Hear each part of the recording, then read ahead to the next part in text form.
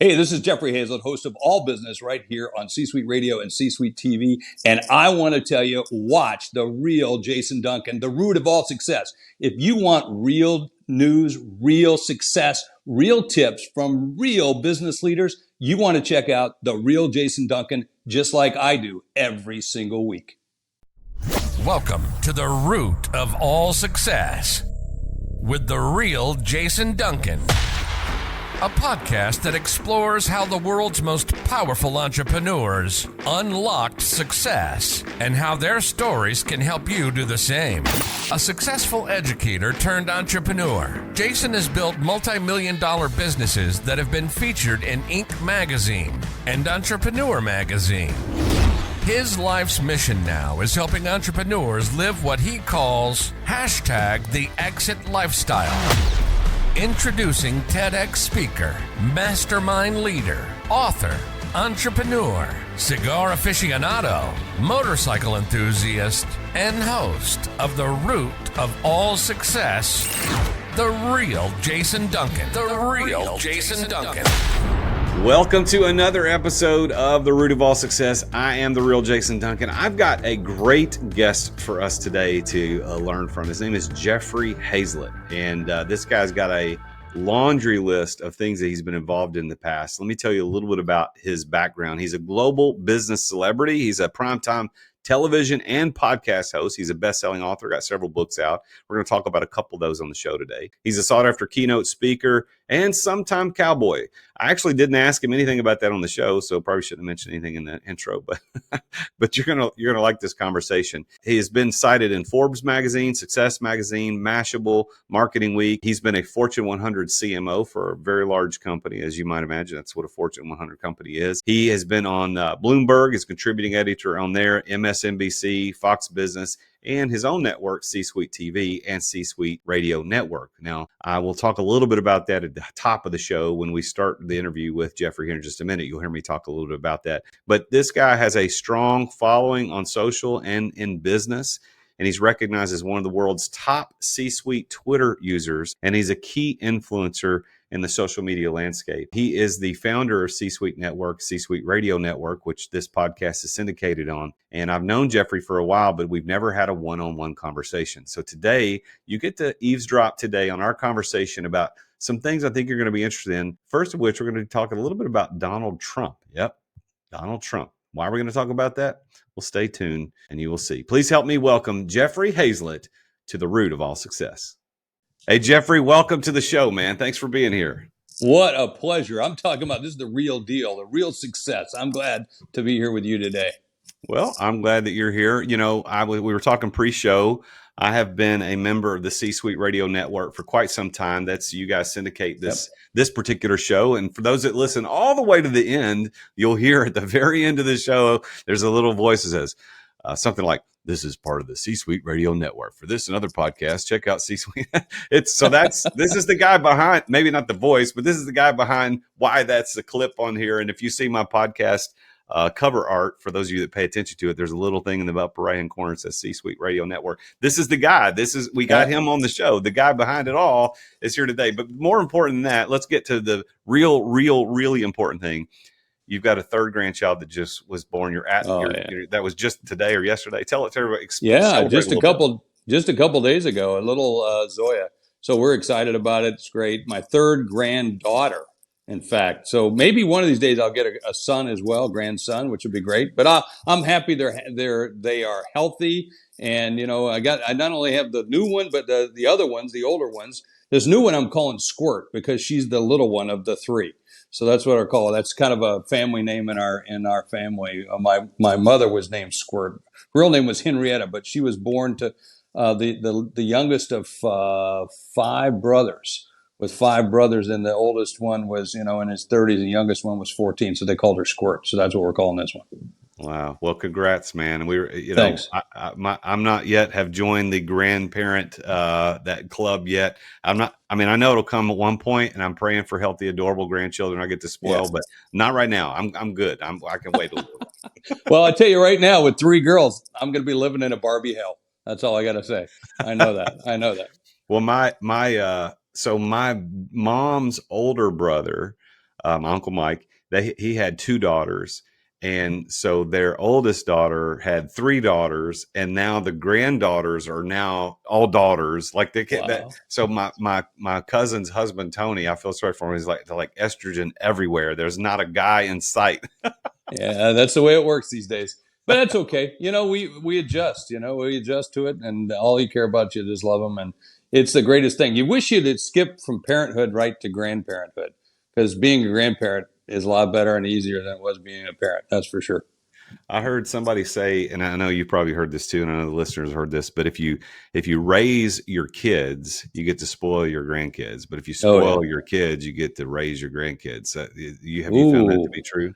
that's probably pretty true. We do a good job spoiling the grandkids, but they're good kids so far, so it's been great. So. Yeah, I've got some friends who had to raise some of their grandkids, and Mm. I felt so bad because they got to that point where they're empty nesters and things, life started to change for them, and then they get the grandkids end up showing back up, and they were happy to do it because your grandkids, you love your grandparents, you love your grandkids, and you're going to provide that, but. Let's take a quick break to thank our amazing sponsors for making this podcast possible.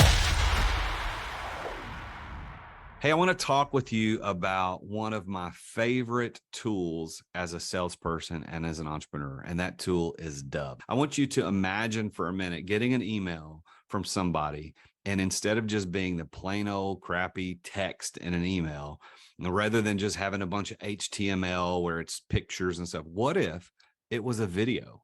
And the video had a little GIF, and it was playing right there in the email as soon as you opened it, and it had your name. Like it said, "Hello, Jason, check this out." And then you clicked play, and it played right there in your inbox in the window. And it was somebody trying to tell you how great you are, or how awesome they can help you, how good they can help you out. That is the power of video emails.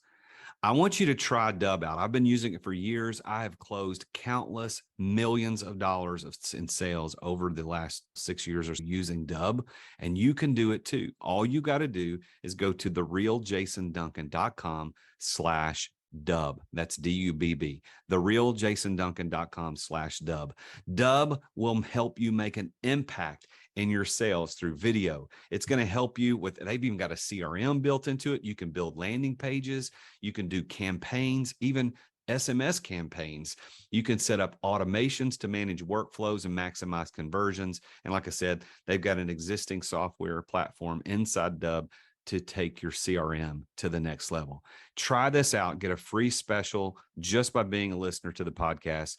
Go to therealjasonduncan.com/Dub. Get 2 weeks to try it for free and 50% off your first 2 months. That's therealjasonduncan.com/Dub. 40 years ago, you weren't in business unless you had your business in the yellow pages. You remember those things? And 30 years ago, you weren't in business unless you had a door-to-door salesman. 20 years ago, you weren't in business unless you had a website. And today, you're not in business unless you're doing social media content. Am I right? Social media content. Social media content in the form of like micro content, which is 30 to 60 second spots on Instagram Reels or TikTok or YouTube Shorts. That's the way business is done. As a matter of fact, that may be how you found out about this podcast or me as a business coach. This medium that we're using today to communicate what we do is vitally important. And just recording yourself isn't enough. You've got to do it right. And my friends over at Story do it right. And one of the problems with doing it wrong is that you sit around thinking, well, what the heck am I going to record? What am I going to say? How am I going to say it? Like, I don't know what to talk about. Well, Story takes all of that away from you. Stop wasting time trying to come up with content because Story will send you a video prompt on what to record. You can pick the categories you want to record in, whether it's real estate, entrepreneurship, finance, relationship, leadership, life insurance. It could be anything. Don't waste time on that. And by the way, if you're not confident in talking on video, or if the video editing portion takes up way too much of your time, Story will edit the videos to perform well on social media. They add the subtitles, the pop-ups, the zoom cuts. They remove all the filler words like and. They remove the awkward pauses. and then they take that video and post it for you. They write the captions, they add the relevant hashtags, and they post it on the platforms that you care about the most. It's exactly what you need to be in business today and to be successful at it. So if you want to learn how to do social media the way the influencers do, you need to go to therealjasonduncan.com/story. And that's story with 2 Y's. Why? Because they're awesome. Go to therealjasonduncan.com/story. That's STORYY for 10% off your first 3 months to try Story out. You're going to thank me later. Thanks for listening to our sponsors. Now, back to the show. To have that stolen from you in some sense it's not really fair. So I've told my kids, listen, I'm not raising your kids. I'm not raising your kids. I even got some buddies of mine that are having kids in their 60s and one in their 70s. I'm going, dude, what are you doing? You know, like, you realize that you're going to be going to a high school graduation when you're 92? You know, this is not cool. You know, you should stop that stuff. You know, so anyway, to each his own. I just watched Kevin Costner, who I happen to know pretty well. You know, he's got 4 wives and 7 kids. You know, nothing wrong with having 7 kids or something. But geez, man, when you get to a certain age, stop. That's my opinion. Oh my gosh. Well, you and I agree on that. Yeah. I'm done. One and done. Yeah. My wife and I have been married for 28 years. We have 2 awesome kids. Yeah. Hopefully we'll have great kids at some point, but this is good. Well, let's talk business. Yeah. So, now you've done a lot of cool stuff, but I'm going to start with what I think is an interesting thing. You know, Donald Trump obviously is in the news every day, and love him or hate him, he's everywhere. You know, I think he did a ton for this country in a good and a positive way while he was president. That's my opinion. I think right now he's kind of toxic is not the right word, but there's anything he touches right now is something crazy is happening around it. And you know, no former president has been treated the way he's treated. But I don't know him. I've never worked with him, never met him. You, however, you were on 3 seasons as a guest judge on The Apprentice back when everybody loved him. Before they had a political reason not to like him. So what was it like working with Trump pre-President Trump? You know, he was a friend of mine, although let's just tell you, I think he's batshit crazy, but I think that's what some people really love about him, too. So the same thing. I tell everybody, had he been reelected, I said I would be ambassador to the Ireland right now, and I would be talking to you. But nonetheless, there you go. But, you know, I did a lot of business with him post-Apprentice, but also in the Celebrity Apprentice when I was a judge. I helped come up with the show. What you see is what you get with this guy. I mean, there is no pulling punches. That's what you see. And what you see every day is what you get. That's him. There's no difference. He's authentic that way. Now, some people might say he's not authentic, but he's authentic to that role and that persona. And that persona has become him. Sometimes that does happen. I know other people like Gene Simmons and so forth who become the persona of their caricature, so to speak. But, you know, Trump is Trump. He's been living that life all of his life, and he's not changed. He doesn't apologize for it. I think that's what, you know, allures a lot of people to him. You know, and a lot of folks, you know, I wrote in my last book, The Hero Factor, I said Trump was good for this country. And a lot of people went after me. And I said, let me tell you why I think he was good. He made you pick a side. You know, for all the politicians that we've had for so long in this country, we've put up and just said that's just the way it is. And he said it was going to be a little different. Now, whether you like him or you don't, you got to give him credit for that. He made you pick a side. And I think that was finally good for this country to whether you said, hey, I'm for this or I don't want to be for that. And I thought that was a good thing for this country. Have you had much interaction with him since he became president? Oh, absolutely. Yeah, I talked to him right before his first State of the Union. I talked to him a couple times during, you know, his term, and then I've talked to him after the term. I've been involved. You know, I see him from time to time. You have to look in my business. I'm in the media business, and I just helped start a new Hispanic network called Americano Media, which is a television network, 24 hours a day, 7 days a week, TV network for Hispanics, fastest growing population in this country. And there is not a news channel for Hispanics. There's News Light like Telemundo or Univision, but there is no all news channel for Hispanics, and soon to be the majority population in this country. So it's good business. And of course, you know, they're a little right of center. Most Hispanics are right of center. And so he's, you know, he's on that network every day, just like DeSantis is, just like so many others are as well, because that's just the nature of politics today.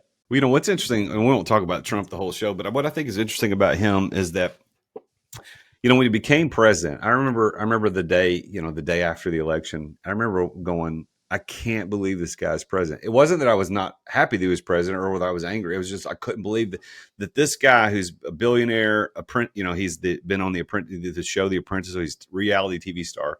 He's president. Holy crap! What Yeah. in the world? But here's what I also noticed. I'm a big car guy. I love watching car shows, and I like Top Gear. Top Gear, most people know what that is. It came over the BBC in England, but they did a Top Gear episode in 2000.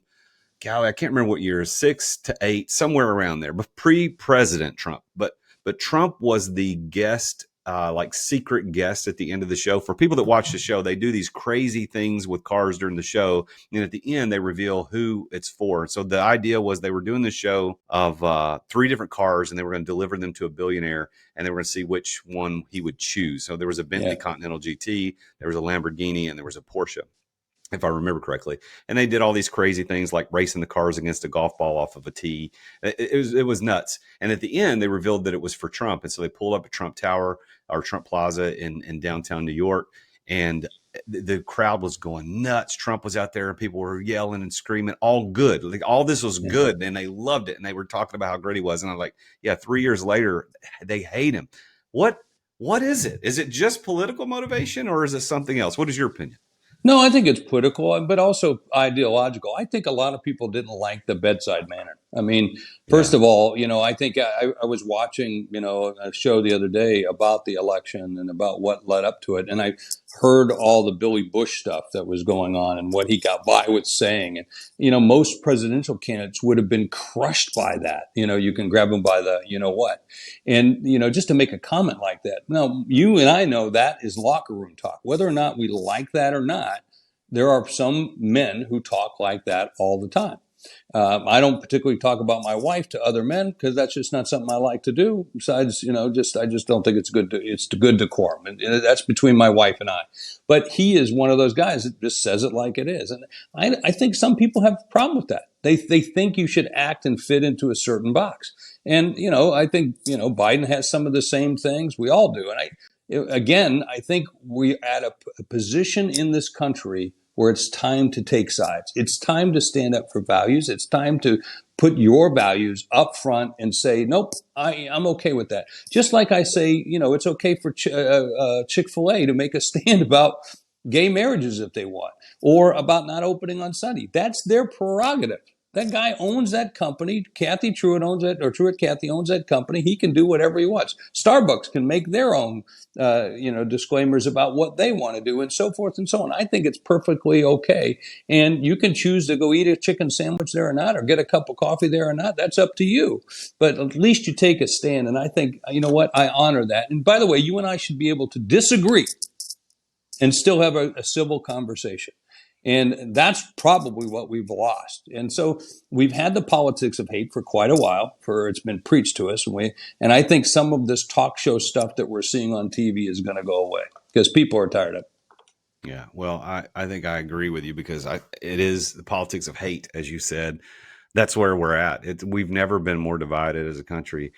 And in some sense, it's sad. It's really sad. But in part of that, if you have a good perspective, because nothing has meaning until you give it meaning. So if we have a better perspective about it, like what you're saying, just take a stand. And so as entrepreneurs and business owners, there's a lesson in there for us about taking a stand. We can't be everything to all people. We've got to take a stand for what it is we believe in and who we serve. And by the way, you need to do that as a brand or decide whether or not that's right for you or not right for you. And it's okay to be able to say we disagree. And that I don't know that we've ever been as divided as we have as a country. The Civil War was probably the biggest divide that we've ever had. And we went to war with it and millions of people died. We don't want to see those kinds of things happen in any way, shape, or form. I think we just have to reset the clock a little bit or reset the dialogue to say it's okay for us to have healthy debate. It's okay for us to scream at each other a little bit over the dinner table and still, have a glass of scotch after the conversation, and we need more of that. My job is not to change your mind. My job is just to understand you. That's what human beings, that's what we should do in this society. And we need more of that. I think we have to reset that a little bit and say, it's okay. I've had people come on my Facebook page and say, remember, we had a reporter that was following Richard Branson and I around for like a week and a half to kind of do a social story because we were both speaking and do a lot of things together. And she finally said, I really don't like following you. I said, well, then stop. I didn't ask you to get on my Facebook or get on my Twitter and follow my every move. You chose that. If you don't like it, get the hell off my page. I have no problem with that. Yeah. Well, I agree. I think we're the nation of the offended. If you've ever read the book Outwitting the Devil, have you read this book? Not Okay. yet. No. Oh, you got to go read Outwitting the Devil. Was written by Napoleon Hill. He wrote it in 1939, right after he wrote Think and Grow Rich. Think and Grow Rich. No. But he wrote it in 1939, but it wasn't published and released until 2011. Thanks mainly to Sharon Lecter. If you know Sharon Lecter. Oh, I know Sharon. Really well. Yeah, she was behind that. But they didn't release it for so many years because of the content. The content was Napoleon interviewing the devil, and it was a conversation back and forth. It's amazing. It's really, really good. So, but here, the reason I bring that up is that in the interview in the book, Napoleon asks the devil, give me one of your tactics that you're using to take over the world. And he said, I will influence people to give their opinion on matters that do not concern them in public forums. He wrote that in 1939. And I'm thinking he predicted Facebook and Twitter. He predicted all the face holes. All the people that get on there and all they do is they fight and argue and anyway. So I call them twankers. I termed that like in 2006, and it's in the Wikipedia, the twanker, which is a wanker, but on Twitter. That was back when Twitter was really hot, or big and just getting started. So we need, again, the discourse needs to change, and it's more of this kind of conversation. You and I, Jason, are not going to agree on everything. We're going to agree on a lot of things, but we're not going to agree on everything. You still can be my friend. You can still be a #1 host on C-Suite Radio. Love it. No problem. That's what it should be about. And the more people can voice opinions, the more people can get out there and let things know. And I'm okay with it, even with the discourse that we have on the public. The issue I'm fighting right now is the COVID experts that have now become, then they became AI experts, and now they're thread experts, like overnight, like within 2 days. I'll teach you how to get on threads. I'll teach you how to do that. It's just amazing to watch some of these people. Yeah, well, it is indeed, and there's a lot of business lessons in there for us to pay attention to too. So, what about your business background? So now today, among other things, C-Suite Radio Network, C-Suite TV, that's kind of your baby. You've started that. But you got your start a long time ago before this. So give me, I don't want to, this is not tons of diving into your background, but just enough to set it up. Tell us where you started as an entrepreneur. Yeah, I started a public relations firm. I was running political campaigns and doing a lot of lobbying work, things like that. So I started a PR firm, managing associations and managing different clients and accounts and doing that. And then that led me to buy a cell phone company and then a printing company. And then, before I knew it, I bought and sold over 250 businesses for about $25 billion, became a Fortune 100 officer, left that, started, on Bloomberg Television doing my own TV show after Celebrity Apprentice, because, with a face like this, it was, of course I had to be on TV, with this kind of eye candy. And, and then that led me to have a #1 TV show on primetime called The C-Suite with Jeffrey Hayzlett. And I said, look, I got to monetize this show, this audience, this community, because if you got great content, you can build a great community, and from a great community, you can have great commerce. And I call it the 3 C's. And so we went out and started the C-Suite Network, and that's how we got started, and started creating C-Suite TV, C-Suite Radio, C-Suite Book Club. I'm even going to create C-Suite Cologne, the smell of success. So we're doing it all. So content, community, and commerce. I'm writing that down. That's really good. 3 C's. Yeah. Yep. So is that? Tell me a little bit more about that. That's really clever. but Well, good. you have to be a brand today. Let's imagine you're a dry cleaner in St. Louis. There's 197 dry cleaners in the greater St. Louis area. How are you going to stand out? You can't use Facebook, or you can't just use the yellow pages. Those are dead. You can't just use Google ads because they can outbid you. So you have to become known as the doctor of spots. You have to create content so that people say, hey, let me show you a video on how to get grass stains out. Let me show you a video on how to get blood from a shirt, or whatever it might be. And you start letting people know that you're the expert. You're the thought leader in that particular category, that area. And so by doing so, people then want to know more about you. And even though you might show them how to do it and the way to do it, they'll still want to gravitate you and do business with you because they become a fan. So content leads to fandom, or a community where people want to be and hang around with other people that they really like and trust, and be part of that, what I call trusted network. And then that leads to doing more business. That's it. And by the way, the more you give of that content, the greater your chances for success are. So speaking of success, this is, of course, the show, The Root of All Success. So if you had to distill down all the success you've had in your professional career, specifically in your professional career, what would you say is the one key? If you had to distill it to one thing, what's that one thing that helped you be successful more than anything else? Focus. But being around focus is also, to me, being relentless. You're on that single piece of what has to occur. You're getting it done no matter what it takes. I still said it at night last night, doing invitations on LinkedIn to an event in New York and later this month. And everybody says, why? We got people for that. I said, I can do it at night. I'm having fun. I'm doing it. I'm staying connected to the people. And people say, hey, they'll write me back on LinkedIn or something and say, hey, Jeff, is this your staff? Please let Jeff know to say hello. And I write them back and say, no, this is me, man. I'm sending this to you, and that's that focus. But as a result of it, I'll have 300 people show up for a mixer on August the 1st in New York City. That's the key. And from that 300 people that will be at that mixer, we typically will see a 30% net return on that. So that's 30 people that would join us on an average of, let's say, $5,000 a piece. Okay, 30 times 5, dude, that's real money. So for a mixer where I don't even have to put out hors d'oeuvres, okay?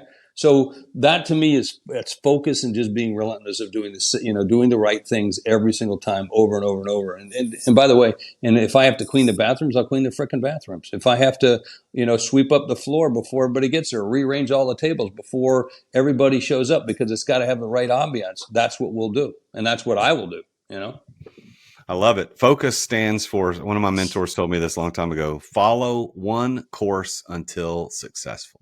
There you go, brother. One course until successful. By the way, that says something, because a lot of people say, you want to fail fast, that's a big thing. Oh, fail fast, because you're going to fail. Let's be clear. It's not about failing fast. It's about winning fast. Okay.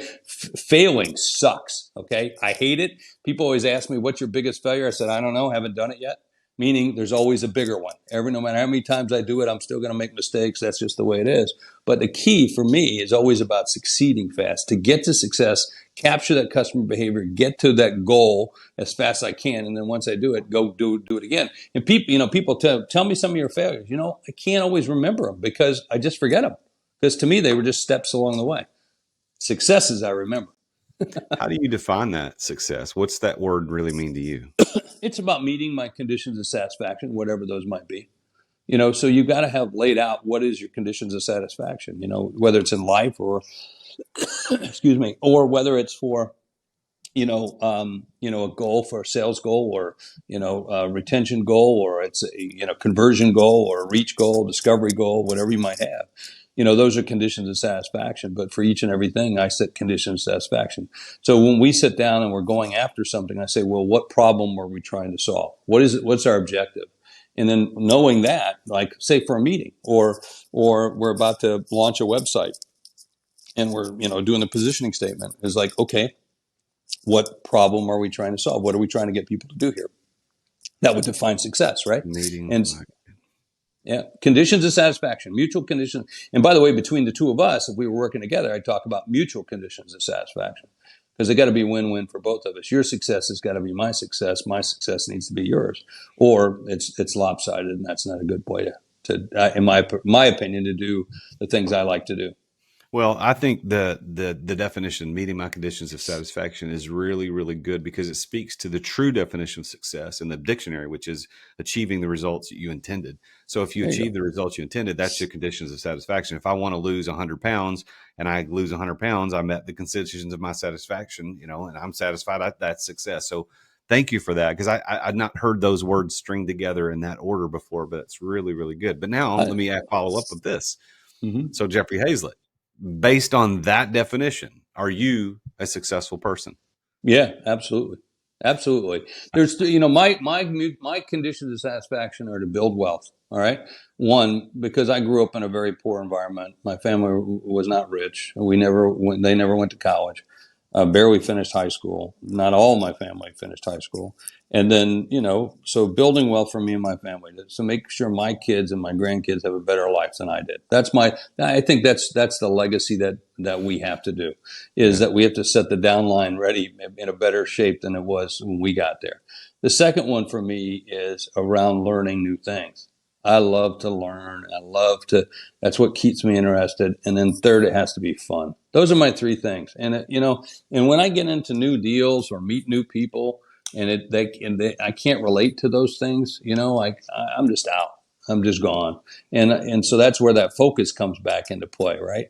Because I really focus on, is this deal going to get me to those three things? I can usually put up with one or just two of them for a while, but I got to have all three in the end. Otherwise, I'm out.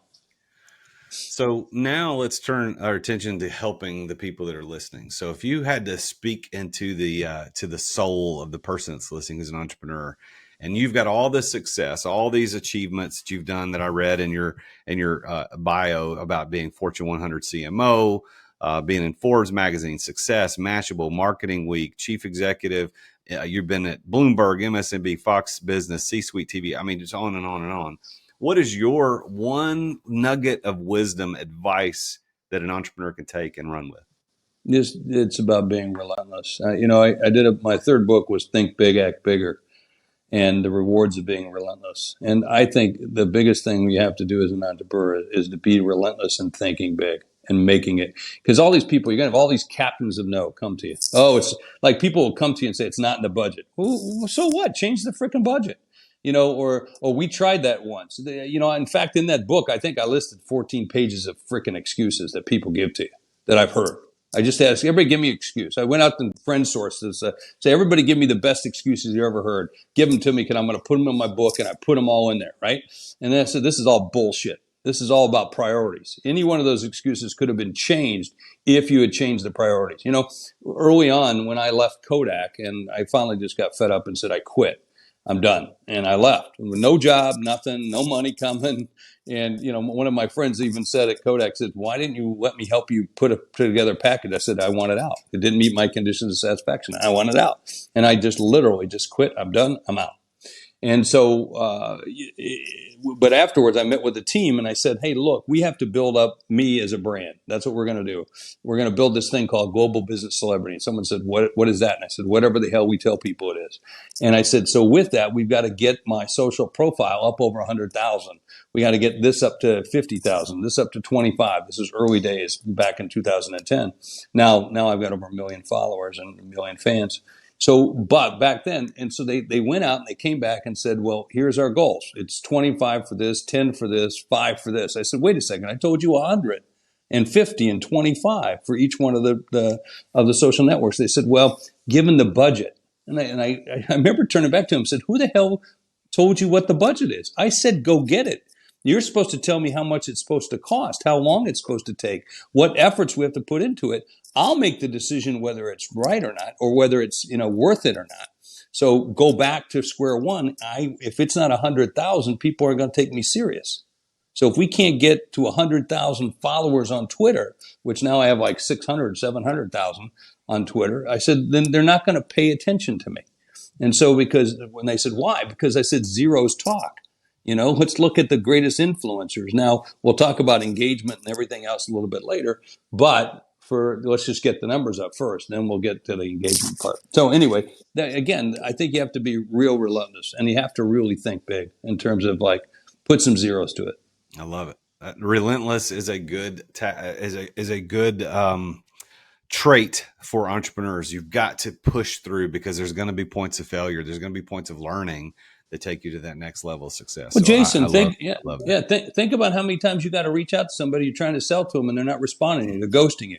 You have to be relentless. If you're on my hit list, if you're on my dream list of somebody that I want to do business with, I am not going to frickin' stop. I am going to stalk you. I am going to find you on social media. I'm going to find you at cocktail parties, at receptions. I will find you at the gym. I will find, I've even bought ads on people's drive to their gym. I bought ads in the gym. I bought ads to their wife's favorite charity in order to be able to get to that CEO. So you have to be relentless. Tell me a little bit about, as we close the show out today, about C-Suite Network. I mean, this is a big thing that you've built with a lot of podcasters, TV people. Tell us a little bit about that. Yeah, it's a trusted network of over 350,000 C-suite executives who opted in, a place for you to be able to come and share and learn and cheer for each other, and a place in which across the table from you is somebody that's at your level. Because today's world, we see, and you do masterminds, and I'm so great to see that you lead such a great one because there are so many false prophets out there. There are so many false prophets like Bite the Bottom Line and false prophets like the Bible.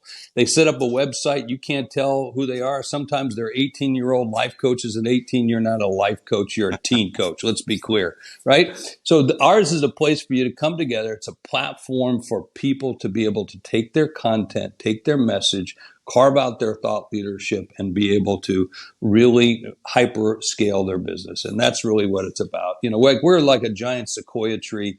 And when you walk into the sequoia forest, you see these big canopies and there's lush ecosystem under these big trees. That's what the C-Suite Network's all about. So we have thousands of members, over 50 million downloads on our podcast today, millions of views on our TV shows every single week. So, and we have a book club, and we have councils, which are peer-to-peer councils or masterminds of various thought leaders that come together, and we just one big happy community. So the C-Suite TV is interesting to me because I know that from my podcast, The Root of All Success has been syndicated on C-Suite Radio Network for several years now. And I know that I have access to be putting my podcast on C-Suite TV, but my team is not doing that. What am I missing there? Am I missing something? Should I just be on? You got to go. This is the key thing that I always tell people. You want to be very successful in business. You want to capture customer behavior. So if you think about where are business people watching, they're watching on their phone, they're watching streaming TV today. So you got to be on the platforms where they're at. So like with our C-Suite Radio, we're on 1,900 different platforms on TV. We're on tens and tens of platforms with streaming. TV is a little different than podcast. Podcast was built on a digital platform. Broadcast was built on an analog platform that moved to digital. And now we're starting to really see that. So now you can be on Apple, Roku, Amazon Fire, in addition to being, say, for instance, on YouTube. So, and most people for business are going to Apple, Roku, Amazon Fire before they go to YouTube. YouTube is great because YouTube is where people go to get things or solve things like how to. But most people, in order to really gain knowledge, they'll put a lot more value on something that's on the streaming side. Nice. Okay. Well, Jeffrey, it's been a pleasure talking to you today, man. It's good to finally get some one-on-one time with you after being in your network for the last 2 or 3 years. And it's a pleasure to talk to you. Congratulations on all your success. Thank you for the key that you have to success, which is focus, and also like it being relentless. And for all the listeners, you can get in touch with Jeffrey. He's got a contact. He's on all the socials, as he said. You can just look him up at Jeffrey Hayzlett. The Jeffrey is spelled the traditional way, Jeffrey. Hayzlett is Hayzlett, Hayzlett. So you can look him up on YouTube, Facebook, Twitter, Instagram at Jeffrey Hayzlett. You can find him on LinkedIn at just Hayzlett, or you can probably just search Jeffrey Hayzlett, find him there. Is there anything you would like to leave for the audience before we sign off today? Hey, anybody that wants to drop in, every Friday we run what's called Celebrates. Think of it like a stopping by at a pub on your way home from work on a Friday. So come and join us. We're online. We have hundreds of execs that pop in every single Friday, and we'd love to have you. Just check us out at c-suitenetwork.com. That's c-suitenetwork.com, c-suitenetwork.com. So go check that out, everybody. Thank you for listening today. Jeffrey, thank you for being here. And congratulations again on granddaughter number 3, little squirt. Hey, thank you, my friend. Well, there you have it. Another successful entrepreneur about his journey to success. And what's interesting about this conversation with Jeffrey is that he used these 3 C's. Content leads to community, community leads to commerce. I think you should write that down. That is really, really good. Content, community, commerce. And really, that's what this is about. It's what social media is about. It's creating positive, engaging, educational, entertaining content that builds a community, and that community then does commerce together. And I've seen that through this podcast. This is episode 175. We've been doing this now for several years, and this content that I'm putting out helps build a community of people just like you who listen to the show faithfully every single week, who come up to me when we meet at chance meetings, at business events, and you say, hey, I'm a big fan of the show. Thank you for doing what you're doing. And then I've done hundreds of thousands of dollars worth of business through this show because of creating the content and the community. So Jeffrey's onto something. This is really, really good information. Now, remember, his key to success is focus, is being relentless in your focus, staying focused, follow one course until successful. And his definition of success is meeting his conditions of satisfaction. I think that's great. But I think he's got a lot of cool stuff going on. So go check him out. You can go to c-suitenetwork.com, c-suitenetwork.com to check him out. Join up on those Friday celebrates that he talked about. And you can follow him on any of the social media. Just look up Jeffrey Hayzlett. All this will be in the show notes. But I'm really grateful for you listening to the show. And if you haven't picked up a copy of my book, Exit Without Exiting, I want to encourage you to go do that. Go to therealjasonduncan.com/book and pick up the copy of this book. This is a story of 3 different entrepreneurs and how they were able to exit, how they were able to begin living what they wanted to live, and how they weren't able to live the way they wanted to live because of how they built their business. This gives you all the keys, the tools, the tactics that you need to get out of the weeds of daily operation. The book's only $16. You can pick it up at therealjasonduncan.com/book. Please tune in again next week when I talk with yet another very successful entrepreneur about his or her journey to success. Until then, I am the real Jason Duncan. And as always, Jesus is King. Attention business owners. Attention business owners. Feeling burnout from running your business? Uncertain if you're nearing burnout? Take our free 10-question business burnout test at businessburnouttest.com to discover where you stand. With just 10 quick questions, you'll learn how to immediately begin making changes to regain freedom and success. Cut your daily operations time in half. Improve your quality of life and prepare your business for your future exit without losing revenue or profit. Visit businessburnouttest.com now and take the test. Thank you for listening to another edition of The Root of All Success with the real Jason Duncan. If you've enjoyed this week's episode, visit therootofallsuccess.com to access the show notes and other helpful resources. Follow Jason on social media at The Real Jason Duncan. See you again next time here on The Root of All Success.